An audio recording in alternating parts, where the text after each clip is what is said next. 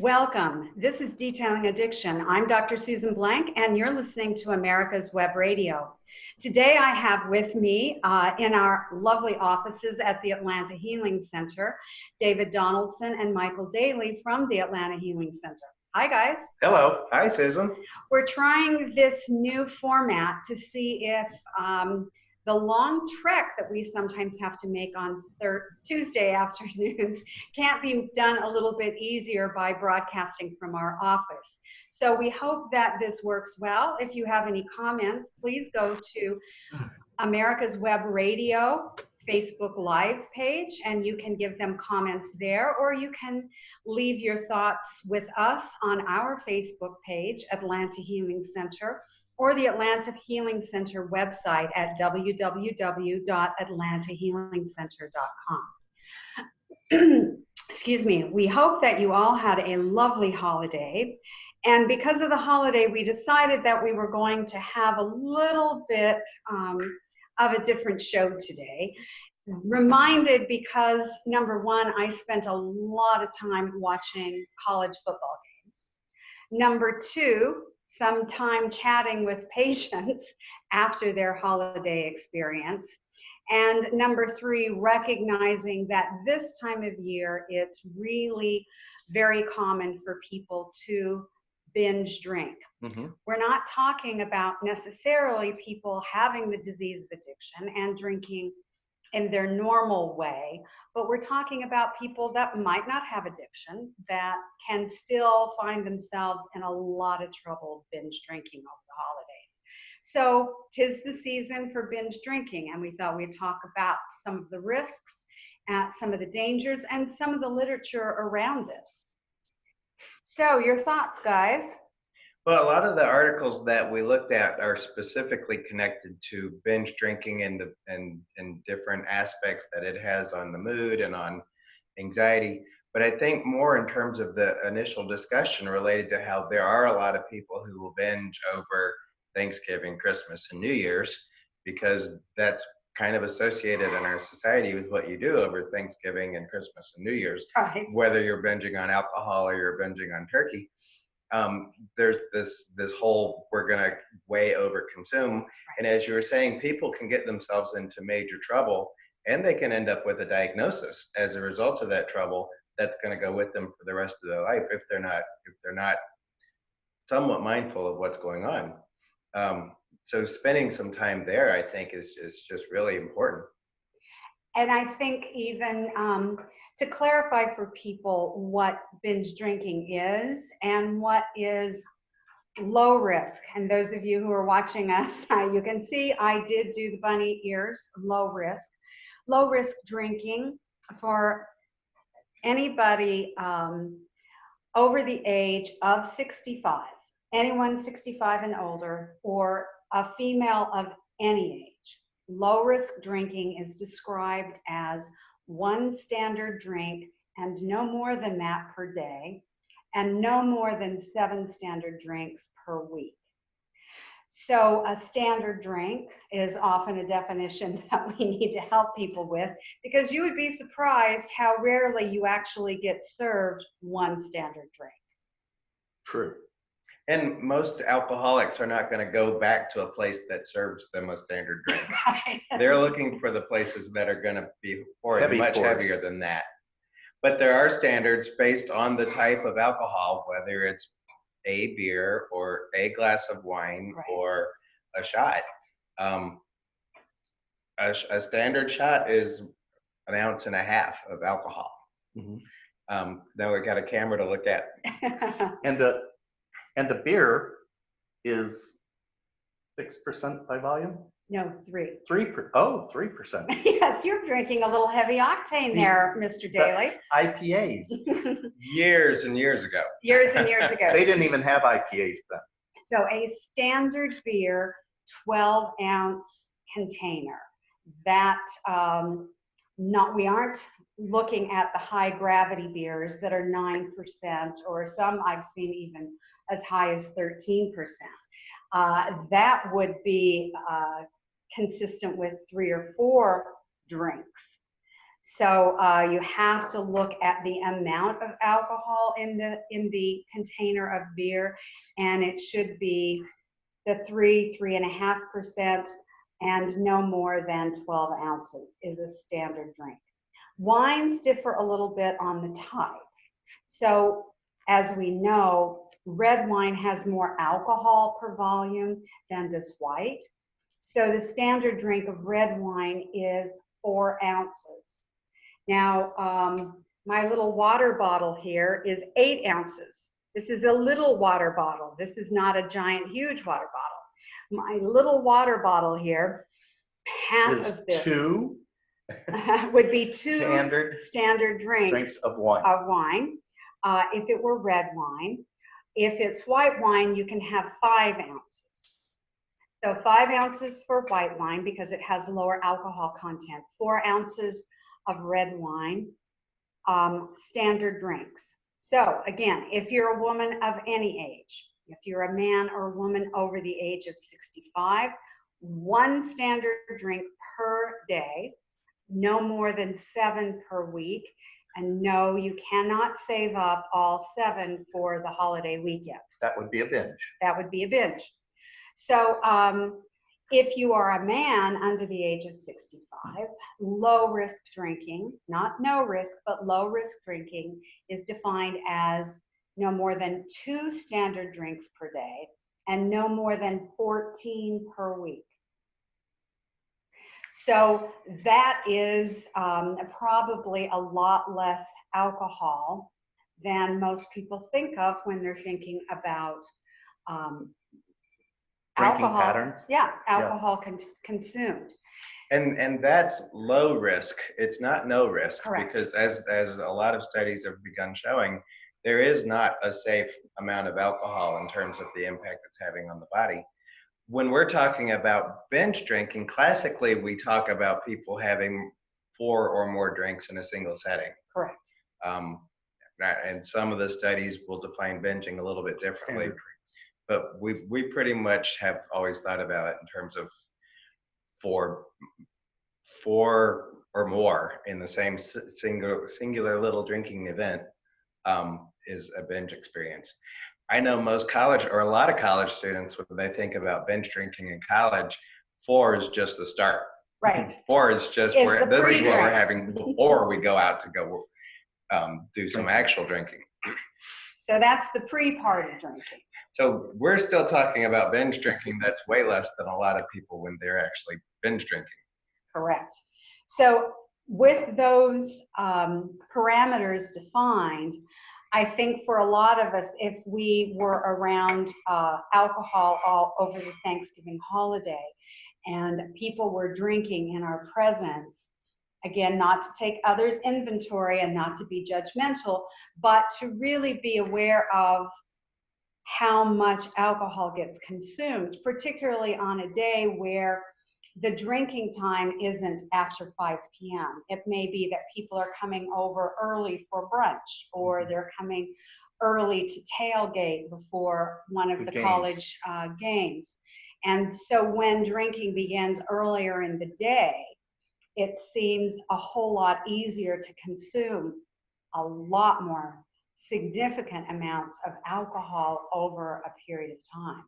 And again, we see people who have the disease of addiction related particularly to alcohol are able to consume large amounts of alcohol and still, for the most part, appear functional. We know that over the holidays, people are tempted because the drinks are there, you're pouring yourself sometimes, and everyone seems to be engaged in drinking, that it's a lot easier to consume more alcohol than you intended. Well, and one of the things that used to kind of throw me was that when people that normally don't drink are drinking, it's almost license for a person with alcoholism to just really tie one on or drink a lot more. So you're seeing not just increased drinking in people who might not normally drink because of the occasion. But you're also saying, Michael, then that we're seeing people who have issues with alcoholism or addiction to alcohol, that just gives them permission to start earlier, drink more, stay later. Right. So it's easier for them to justify whatever it is that they're doing.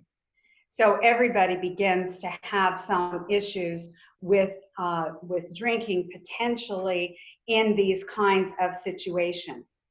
So now that we've defined binge drinking, we're going to take a break. And when we come back, we're going to talk about some of the risks related to binge drinking. So please stay tuned.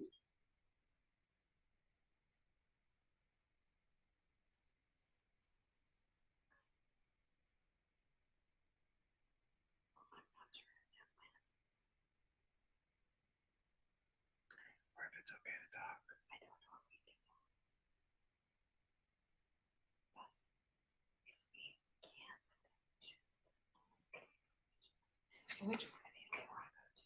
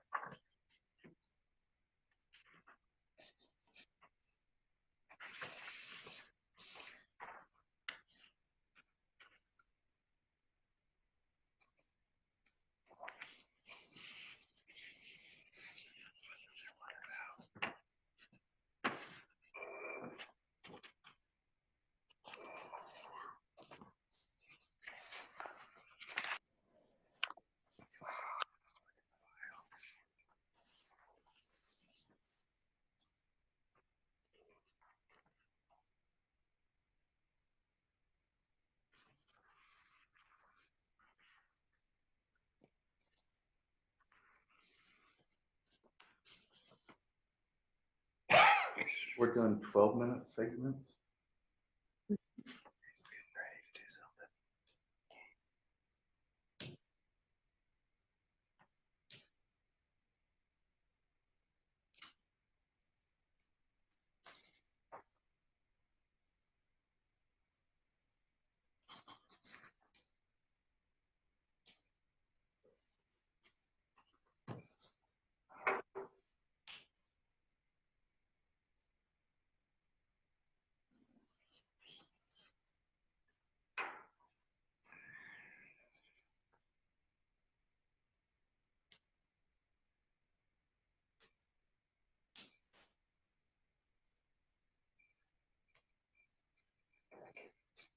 Welcome back.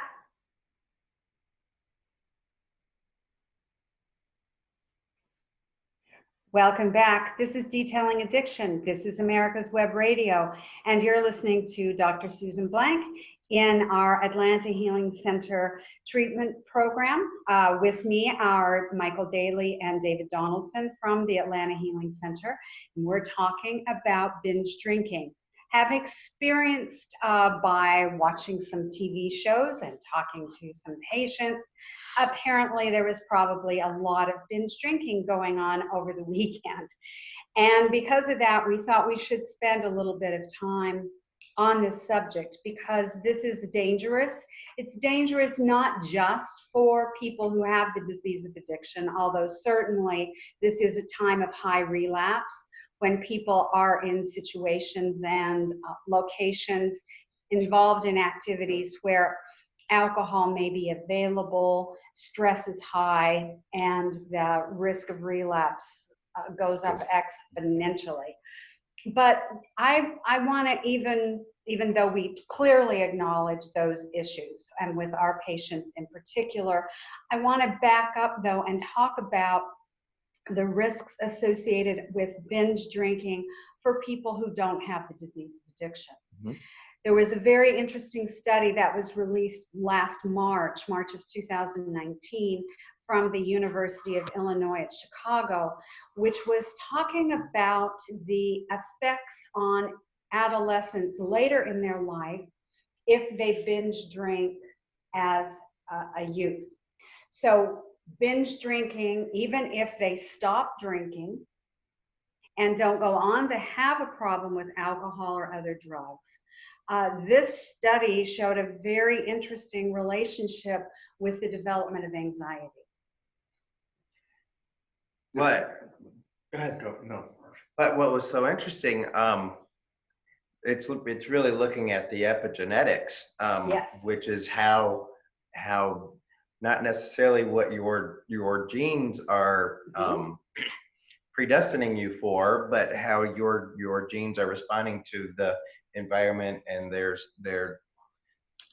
things that are impacting them now. And part of what they're recognizing is that when the brain is developing and you have the binge exposure to alcohol, that the impact on the amygdala, right, which is part of the emotional regulation, it's our burglar alarm, and it's so crucial in the recovery of addiction and the pathways of addiction. Part of what we know about with addiction is that the amygdala is not functioning. Completely, totally calm and relaxed and not going off at all when you're in a really dangerous situation, and in complete panic mode when you're in a very relaxed, calm, non-threatening situation.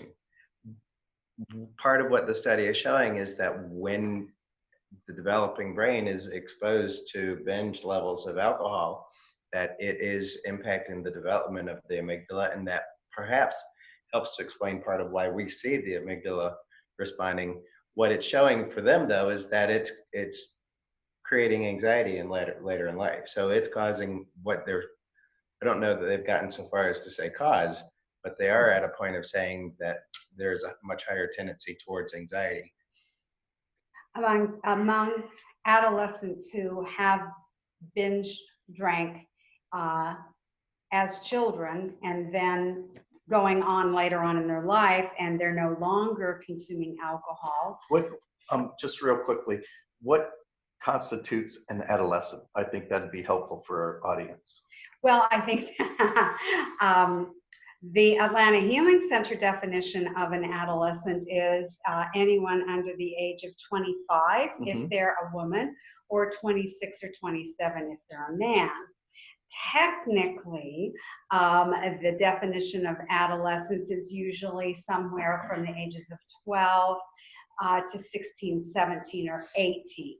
I think that's what most researchers, when they're looking at it. When we look at really aging from a brain development scenario, you don't get a fully adult brain until your mid to late 20s. So that's when your prefrontal cortex in the area by your forehead actually gets fully myelinated, and then the brain has the capacity to have executive function, all of the decision-making, problem-solving, weighing and balancing risks. So that's my definition of adolescence. In these studies, it's under the age of 18. Okay, because that changes a lot of things. It does. It does.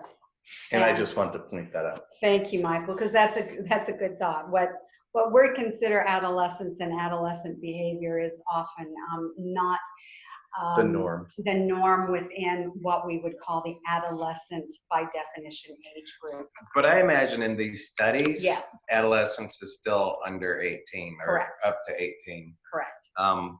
We know the brain is still massively developing for the next several years after that. The difference between an 18-year-old and a 22-year-old is amazing. And in particular, for a brain at that stage of the development, when there's so much going on, to be dealing with the impact of alcohol. So the way that they studied this initially was in rats, and they would give these adolescent rats 2 days of alcohol exposure.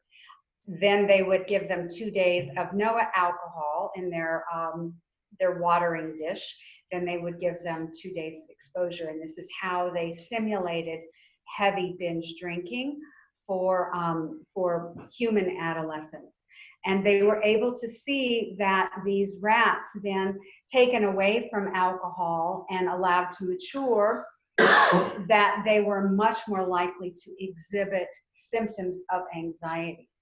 and that this is well and above what would have been expected for that individual given the exposure to other anxiety-provoking stimuli that we can produce in the laboratories for rats. So noticing this, noticing the changes in the amygdala, and then looking at adolescent children, and as they grow older, seeing this tendency towards anxiety. We see anxiety a lot in our patients with the disease of addiction related to alcohol. A common reason for people to start using alcohol is sometimes social anxiety. Mm-hmm. And serendipitously, they discover that, oh, if I have a drink before I go to this party or before I go to this football game, I can feel so much more relaxed and so much more calm and have a good time. And they realize that alcohol helps with their anxiety, which unfortunately it really does. Mm-hmm. Bonus in the beginning, but it turns on you. And what I think we actually see is that the anxiety presents itself more as noncompliance.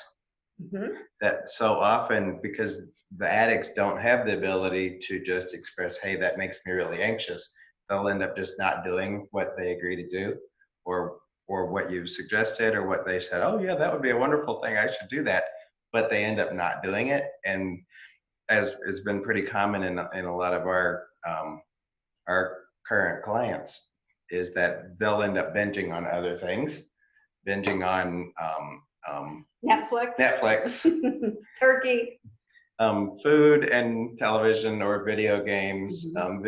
or social media, internet, something that keeps them completely distracted and not walking through the angst of beginning to rebuild their lives. Well, the other thing is that when people around the person using the alcohol, their anxiety rises too, because they don't know what's going to happen. Is this mm-hmm. person going to have 2 beers and be nice, or are they going to be, 7 beers and turn into Dr. Jekyll? So it becomes the situation itself creates anxiety for people. Then when we add to it that as people use alcohol more and more in their lives, that their body becomes physiologically dependent on it.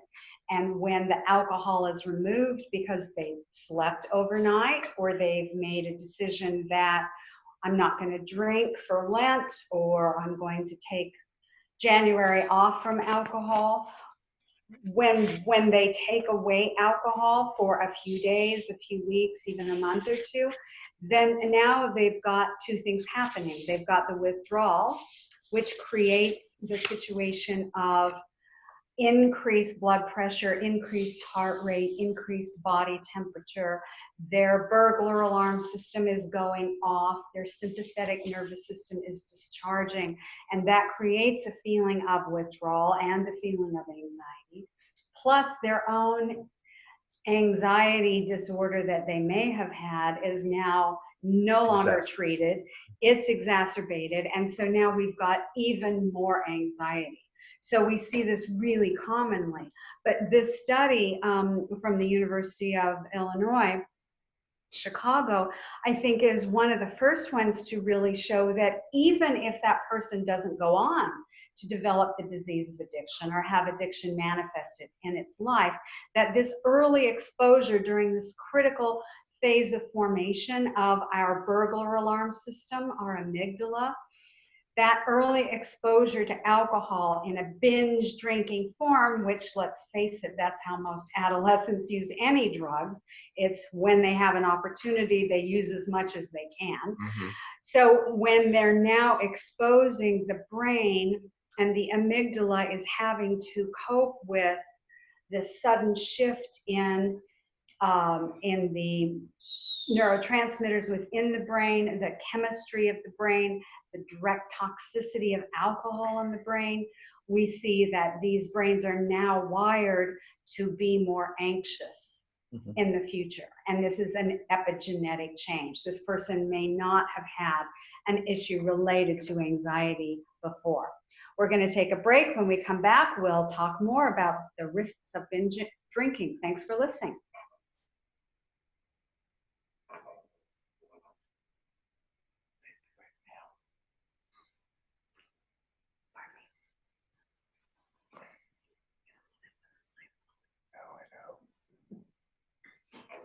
Is there anything else on this we want to say? That was pretty good as far as or not? The timing.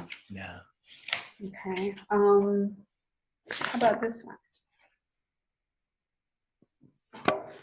Or I thought this was interesting in terms of sticking with the rats for a little bit. oh, okay. Being able to predict or sticking with the mice. Sticking with the mice.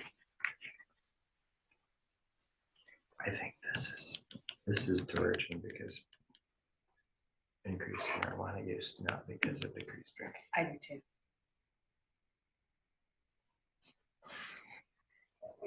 And increased social.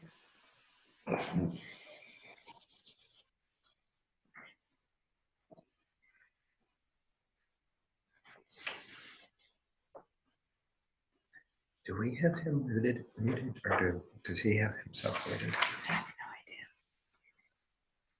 Probably he has himself muted.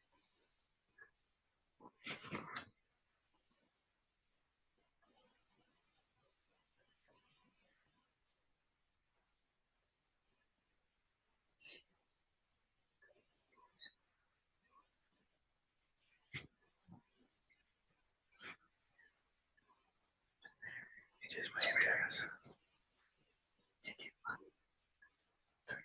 Start going.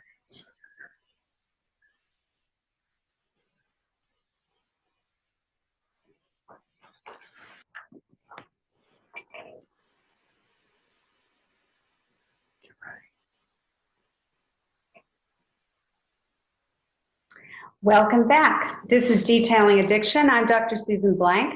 We're live to you from the Atlanta Healing Center location here in the lovely Norcross.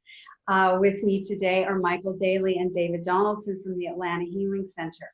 We are interested in your comments about whether this format is acceptable to you. If you have any suggestions or any questions, please feel free to go to America's Web Radio Facebook page and go to their login for Facebook Live, because this is being broadcast live through Facebook. You can leave comments there or on the Atlanta Healing Center Facebook page or on our website, www.atlantahealingcenter.com. So today we're talking about binge drinking, and we're going to keep with the animal model. We're going to look at a study that was just released in November of 2019, right before Thanksgiving, on a biomarker developed by the Salk Institute for being able to determine who might be at risk for compulsive binge type drinking. This was a very interesting study in that they were able to separate out 3 different groups of mice. Group genetically that are low drinkers, that occasionally drink, don't seem to have any compulsion. High drinkers, these are ones that drink large volumes and on a very regular basis if available. And then the compulsive drinkers, those drinkers that drink as much as they can, as fast as they can, as often as they have the opportunity to. Sounds like some adolescents, sounds like some college fraternities, sounds like some people that you might have observed over your Thanksgiving vacation. But this was really interesting that by looking at some neural pathways within these mice, I keep calling them rats, mice brains. Yeah, they were just mice. They were just mice, only mice. And part of what was interesting was not only were they able to notice some biomarkers for the mice that were going to be of the 3 different types of groups, but then they also started giving them negative consequences, the classic thing about addiction. So they would give them bitter, something bitter in what they were drinking every so often. And what they found was there's the group of mice that don't drink that much that were drinking less if there was going to be a consequence, and the ones who drank a lot, but they would drink less if there was a consequence. And the third group that didn't care if there was a consequence at all, they just kept right on drinking, which is classic.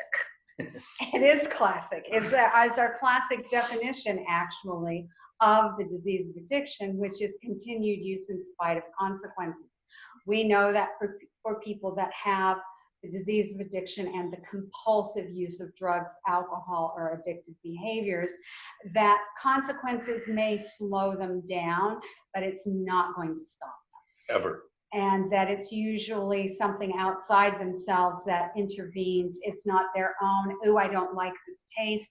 This is too bitter. I got to go home. I have to be at work in the morning. None of that. Nope. And these mice were true to form, very interestingly. They didn't care if it didn't taste good. They didn't care if it was bitter. They didn't care if there was any consequence associated with it. They were going to power through. This time it's going to be different. But I'm not going to stop. Exactly. And so this was really interesting. They were also, with this group, able to predict who was going to start compulsively drinking. And that was by looking at several locations in the brain and some of the communication circuits. So there's a part of the, again, prefrontal cortex, the median forebrain bundle. So it's right here in the middle of your brain, by your forehead, communicating with two areas called the periaqueductal gray matter, which is in the base of the brain. And that for mice that were getting ready to become compulsive drinking or going to binge drink, there was a lot of activity between these two parts of the brain that was different than the other mice. And they were able to see this pattern and could predict, even without having seen any behavior from these mice, as to which genetic group they might belong to. They were able to see that these are going to be the mice that are the compulsive drinkers. So it's like the brain starts the relapse or the quest prior to the actual use. Which is really interesting if we're going to be able to have these imaging studies. We're part of a study at Stanford University looking at biomarkers in the EEGs of patients to see if we can better identify and more appropriately diagnose not just the disease of addiction, but other psychiatric disorders, and also then match more closely appropriate and effective treatments.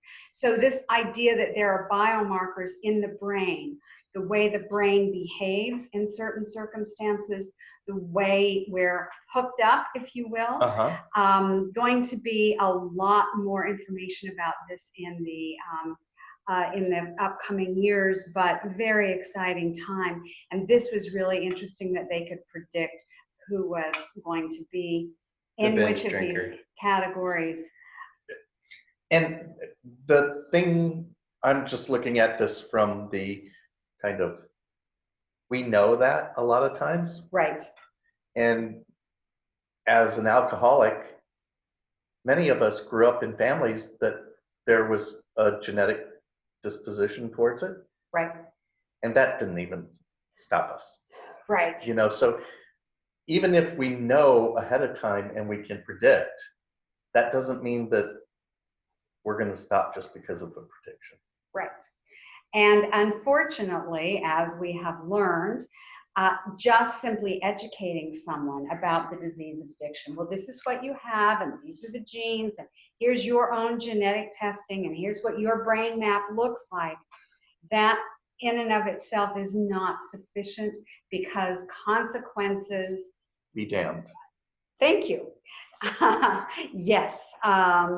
We know it for our mice who have the disease of addiction. We know it for our patients, that the simplified definition is continued use of drugs or alcohol in spite of consequences. And here again, we're seeing this play out.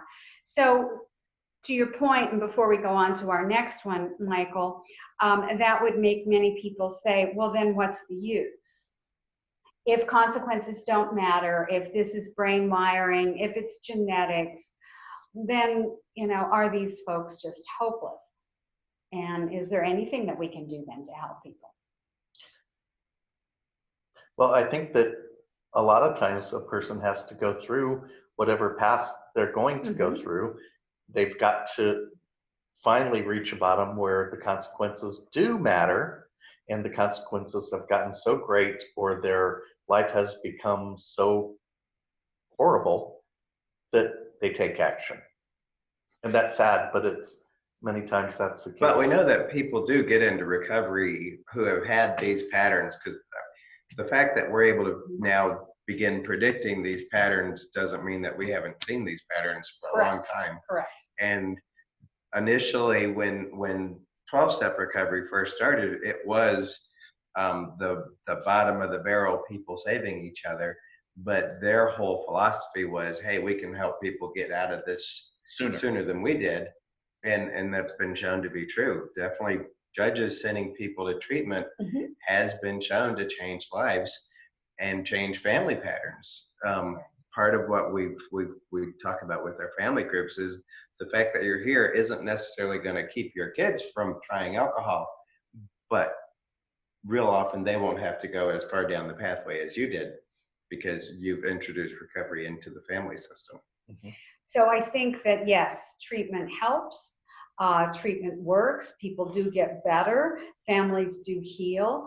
My hope with some of this ability through genetic testing, through looking at biomarkers within the brain, that we may actually have better prevention strategies. Right. That rather than the adolescent engaging in binge drinking with the friends because that's what all the kids in the neighborhood are doing, and then setting themselves up for either a lifetime of addiction and or a lifetime of anxiety disorders, that in being able to identify, we may be able to intervene and protect that brain, because we do know that if people are not exposed to drugs and alcohol before the age of 25, it is pretty rare that people become addicted. Now, it's not impossible, and we've certainly seen cases where people have the genetic loading that for a variety of reasons, whether it's religious, whether it's growing up in an alcoholic family, they've chosen not to, and then they get exposed because they have an accident or an illness that requires them to take pain medicine, and then it's off and running. But that's the exception.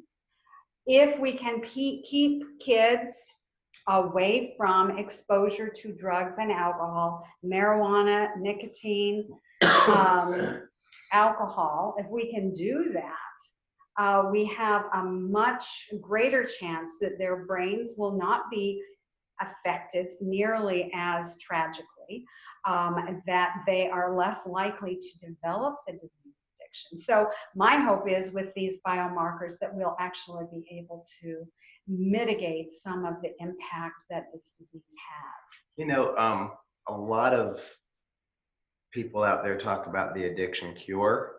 Right. And when you look at it and you read about the addiction cure, they're talking about abstinence. But for the alcoholic who's looking for the cure, the obsession is, I want to figure out how I can drink like normal people. Right. I want to be able to have just one drink and be happy with that and go home without having this compulsion to keep drinking. Of course, I said 2 drinks. Right, 2. I was staying under You're the 4. under the age of 65. Oh, that's right. That's right. Oh, thank God. Conceivably, these things and looking at these areas, there may, in fact, be a cure down the road where you can actually help people be able to drink on a normal basis. We're not there yet. We're not doing it at the Atlanta Healing Center. No. But I know there is a type of neurofeedback where they are specifically training that region of the brain. I don't think it's focused necessarily on addiction, but that's certainly an area of research. So there are, I think, a lot of exciting things that can come out of this, but the important thing is to recognize that binge drinking is much more difficult and causes more problems than people drinking a little bit every day. I am not recommending that.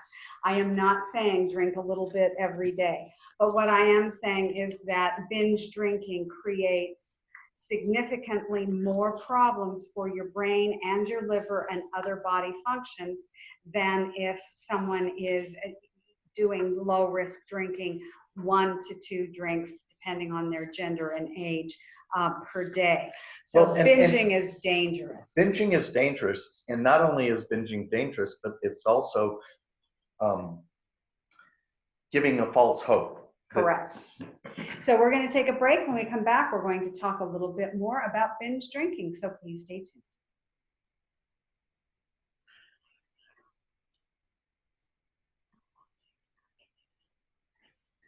He goes into panic and then he does it right at the last second. Because he left us going for a minute and 30 seconds. Okay. So what do we want to do?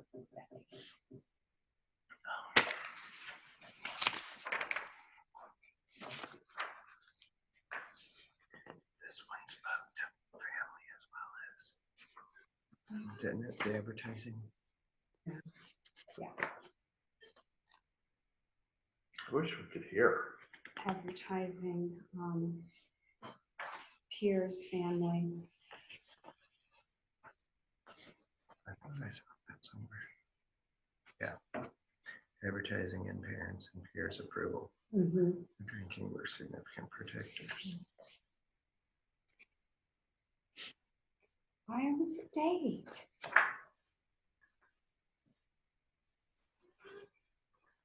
Iowa State. Means my parents, all of my family lives right there near it. My niece and my nephew-in-law. My nephew? Your nephew. Where's that? Derek. Derek, yeah. In the horticulture. Do you have your phone with you? No. Do you have your phone with you? I do not. I was thinking we could send Brett a text message and ask.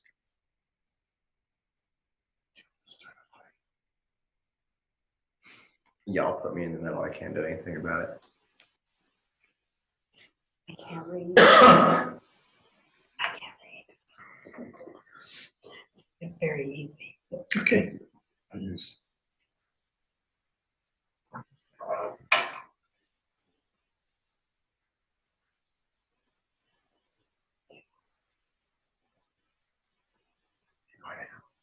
Welcome back. This is Detailing Addiction. I'm Dr. Susan Blank. This is America's Web Radio, and we're coming to you live from the Atlanta Healing Center. I have David Donaldson and Michael Daly with me, and we're discussing the risks of binge drinking. So we've talked about what's low-risk drinking. We've talked about what is binge drinking.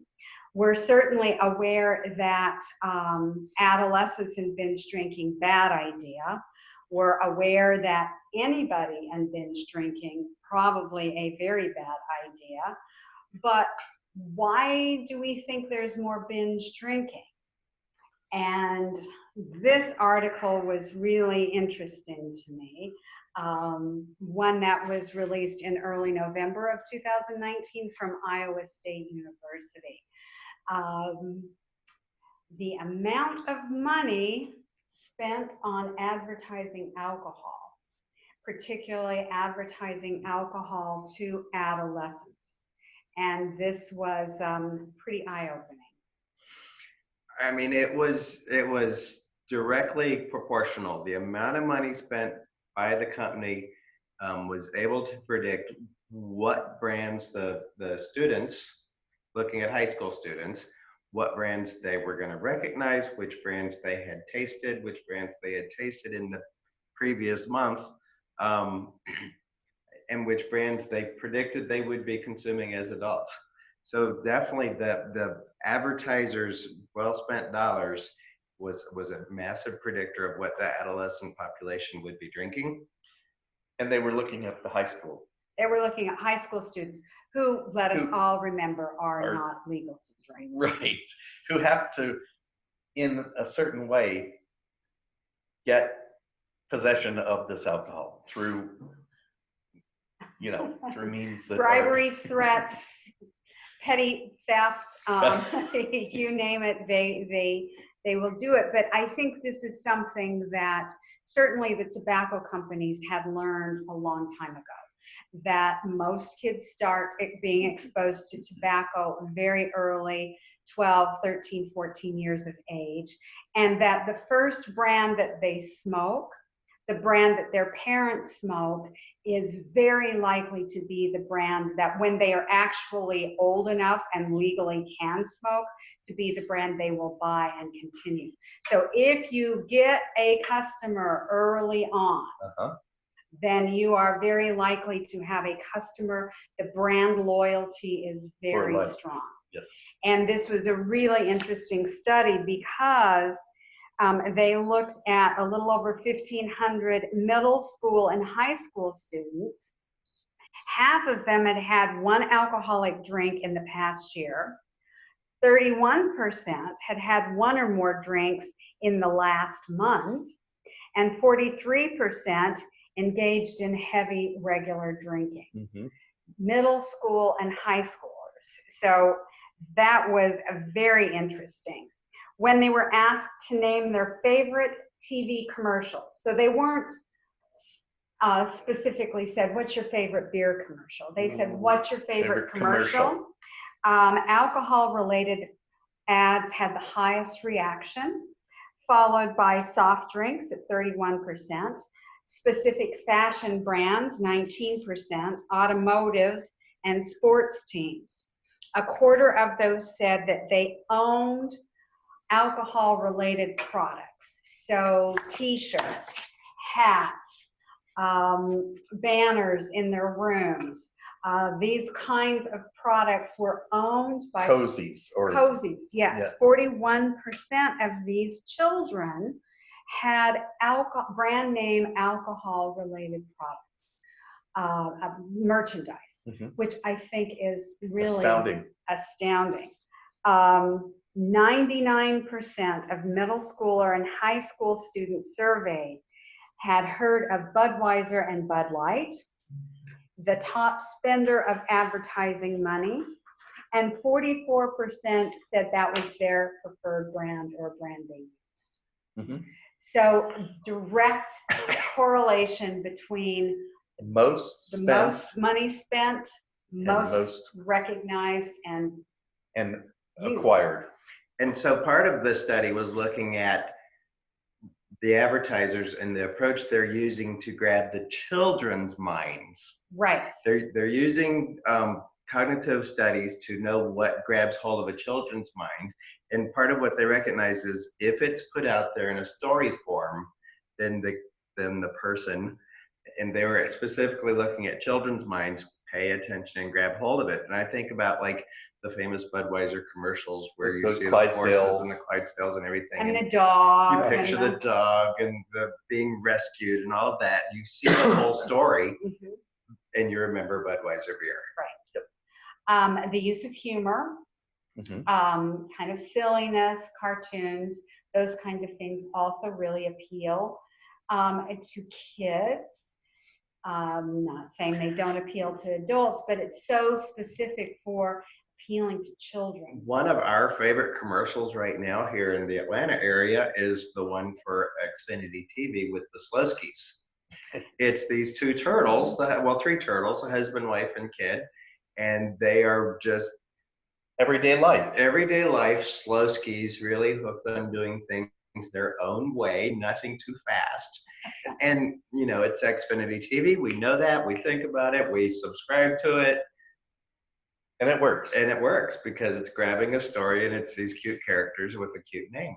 And I come back to this thought where you talk about male advertisement compared to female advertisement, where females want more emotional like feelings, and males want visual. They go for the visual, the splashes, the fun, things blowing up. Lots of activity, things, action, moving quickly. So they've got this down. They know who they're appealing to. And while it may be entertaining to those of us who are over the age of 18, do not be at all confused with who they're actually advertising to. And I think this important study out of Iowa State shows us that these companies know full well that they're advertising to children. They're advertising in sporting events. They're advertising in ways that are online. Now, most of us adults think about getting our advertisements through print media, through television, through radio. But we're completely missing the ads that are particularly targeted to our young people who are using social media. Instagram,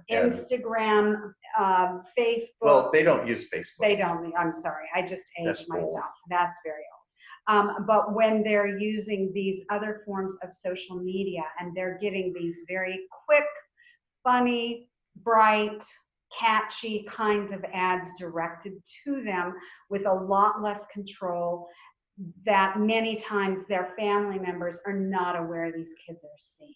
Right. And this is very clear that in movies and television shows, we see product placement.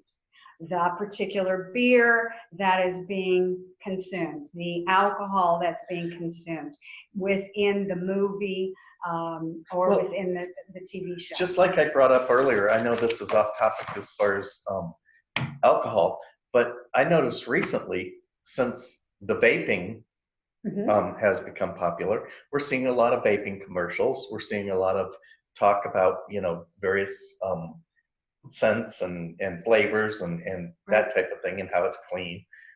But recently I've been seeing a lot of commercials about this pouch that contains nicotine. Right.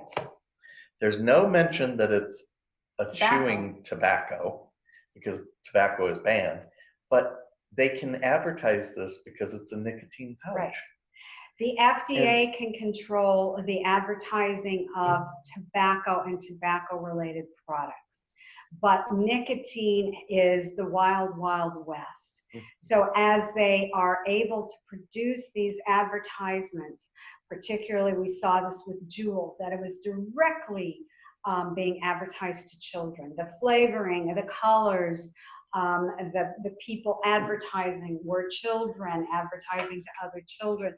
They were allowed in the schools, actually, in the prevention programs for nicotine addiction. They were allowed to use these particular products. They're not now, but initially they were. So a lot of this is sneaking through, but do not be at all confused. This is directly aimed at children because it works. It works. If you get a child addicted, they will be a loyal customer for the rest of their life. From our standpoint, if we could completely eliminate the child's being exposed to drugs or alcohol, we would put ourselves out of business. And I would be very happy if we could do that. You need a vacation. We need a vacation. Please let us know how this worked for you, if this was an okay format, if you could hear us, understand us, and see us. If you have other questions or topics you'd like us to discuss, we're very happy to try and address them in our upcoming podcasts. And please let us know if you have any concerns. We want to wish you all a very happy week, and we really look forward to seeing you next week on Detailing Addiction. Thanks for listening.